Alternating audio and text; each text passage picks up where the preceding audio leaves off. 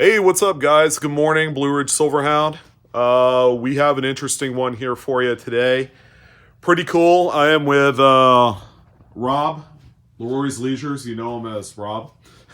And then we have one other special guest. His name's Angelo. And we're going to take a look at his passion project. And that is not only, well, he's got a full room dedicated that we're going to take a quick peek, but a lot of the videos that come with it, highlighting some of the various parts and pieces of this monumental collection, will be on Leroy's Leisures, and the link will be down below here in the description box. But we have Angelo. Where you at, man? Hello. Hello. So he's going to give us kind of like a quick little skinny on what he's got going on. So let me tell you, it's not just a huge Star Wars collection, but there's, again, there's a bunch of pieces and parts that encompass what he does on the side. And not only that, he also does vintage toy restorations, primarily toys from the 70s and 80s. So he's going to give us a little bit of a tutorial on that, and then you're going to see more of it on Leroy's Leisures. But Angelo, where you at? Right over here. Yeah, come give us a little bit of a grand tour light. All right, check this out.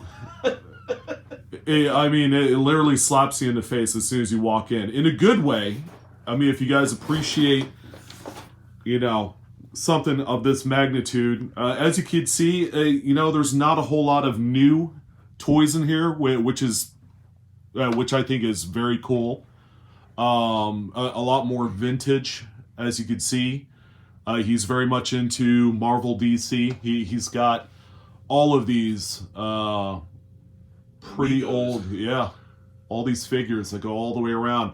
And you come around this side and you begin to see some of the Star Wars items, some of the more unique offshoot type items. I guess he's a Yankees fan too. That's so right. No throwing stones in the house, folks.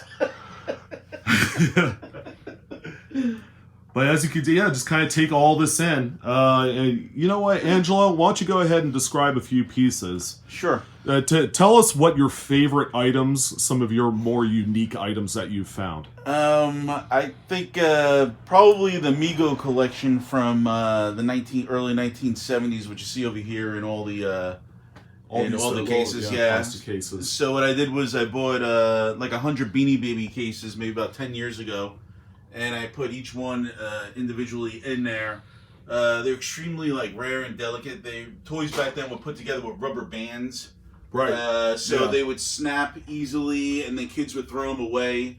They just started a reissue of new characters that they sell exclusively to Target right now, actually. Not exactly the way these are, not as close to the heart, but they made some cool stuff. But I like them just because they're so rare and they're delicate, and I was able to keep most of them since I was a kid. And the Planet of the Apes ones are probably my favorite. Planet of ones. the Apes, absolutely. Yeah, a lot of great stuff. Yeah. I haven't seen a lot of those, and generally you see a lot of that stuff with missing parts and pieces. Yeah. And you kind of specialize in tracking down a lot of these pieces that are traditionally lost. So how does that process work out? It's a pain. I mean, so now that everybody and their brother pretty much is trying to be a collector of sorts, right? They drive up the price in the market, and a lot of the stuff isn't worth a lot what they're doing. Majority of my interest in this stuff is sentimental value stuff either I had when I was a kid or I wanted to have and I never could afford or something like that. That's kind of where it starts out, because I find myself beginning to look at vintage video games, so I know exactly where you're coming from there. And it's just I'll buy a collection or I'll be given some stuff and then I have to find the components and clean it up, and it's a lot of time and effort into doing and stuff like that. And the Kiss pinball machine is obviously extremely rare. There's probably only about, I believe, 500 in that sort of condition around that I know of. I've had numerous offers on that. I refuse to sell it. I mean, you'll never find anything like that with the how the board is. And this is a vintage Bally. What is this? Early 80s or 70s? This was the very first pinball machine that was supposed to be a talking pinball machine, but they couldn't get the rights with the Kiss. It came out in 1978. Obviously, he was in a lot of record stores and arcades and stuff like that. The only person I allow to restore that is once every 3 years I have a Bally technician who's retired from Bally come in and look at the components and make sure everything's working correctly, and if he needs to replace any rubbers or something like that. But otherwise, I kept it exactly the way it was. It shows some wear on it a little, but I think that's part of the charm, I would think. yeah, absolutely. Wow, this is a phenomenal looking setup here. Yeah, no, I love it. I mean, everybody loves that. That probably the premier centerpiece of the collection is probably that. I can see why. Yeah. Now, is this the original wood that goes around? Everything's original on that. Okay. So the Bally guy, I talked to him about it. He knew someone who does restoration on it, and I preferred to just ask him what the best solutions were to clean up the machine. So I did that myself. I'd rather keep it the way it was, like when it was in the arcade. Absolutely. Yeah, it's all part of the charm. And the story behind this is my wife gave it to me as a wedding gift when we got married. I found it on eBay. Some guy died up in Canada, and his kids opened up his storage unit, and it had a bunch of arcade games, and this was in there. So I bid on that.